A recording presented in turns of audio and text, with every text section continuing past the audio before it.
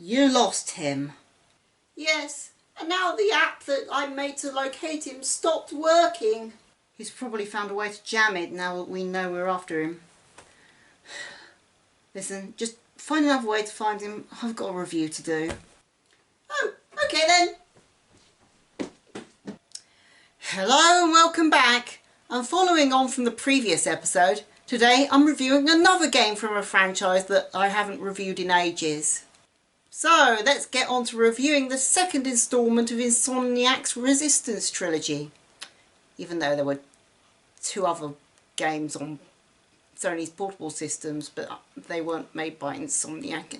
Never mind.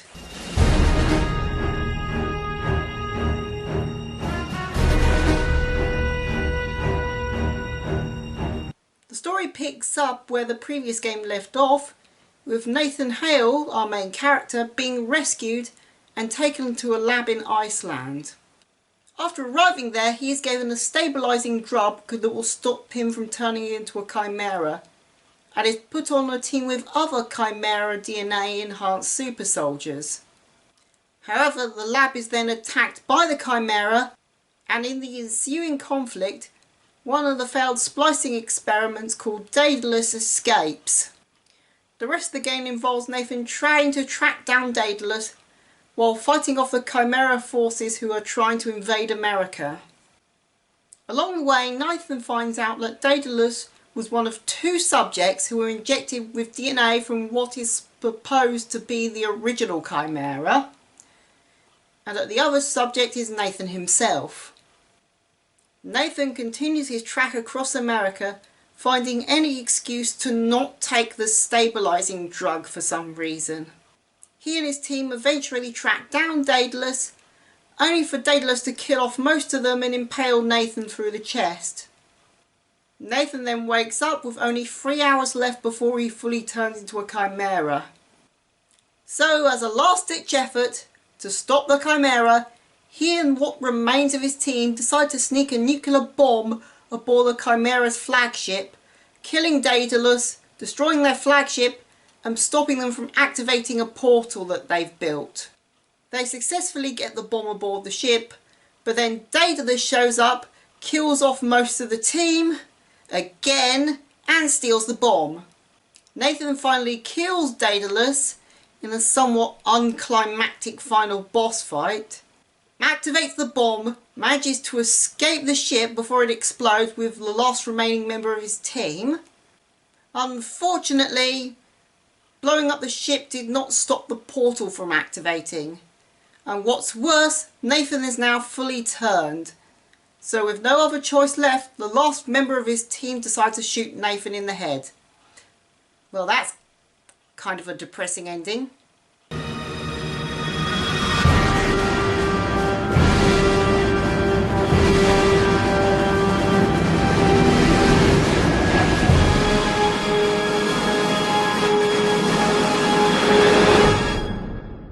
The game is an improvement over its predecessor in some places, however in other aspects it takes a major step back.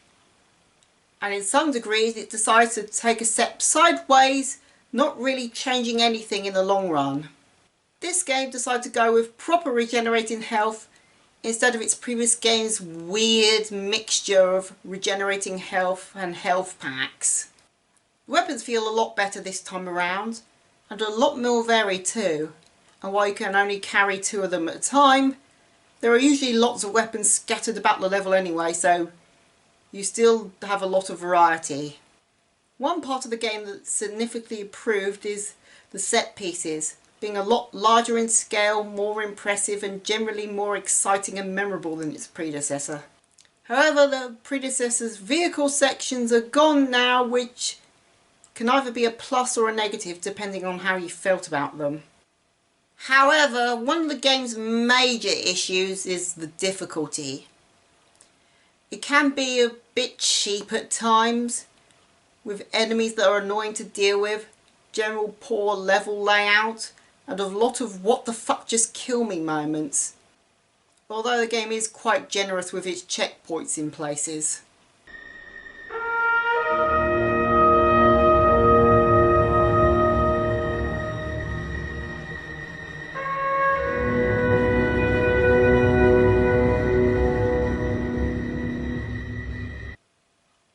graphics are definitely an improvement over its predecessor, but not quite the peak of what the PS3 can achieve. And the music is so unmemorable that I didn't even realise it had a soundtrack until the credits rolled.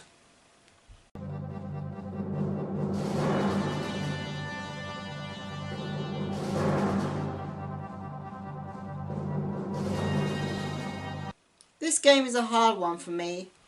While there generally were memorable and enjoyable moments, the rest of the game just either felt annoying or just kinda dull. I wouldn't tell you to go out your way to get it. I don't think it's bad enough for me to tell you not to get it either. Especially if you can beat it like I did in a day and a half. Overall, my feelings towards this game is indifference, and to be honest, I just want to have a rest now. This is me signing out.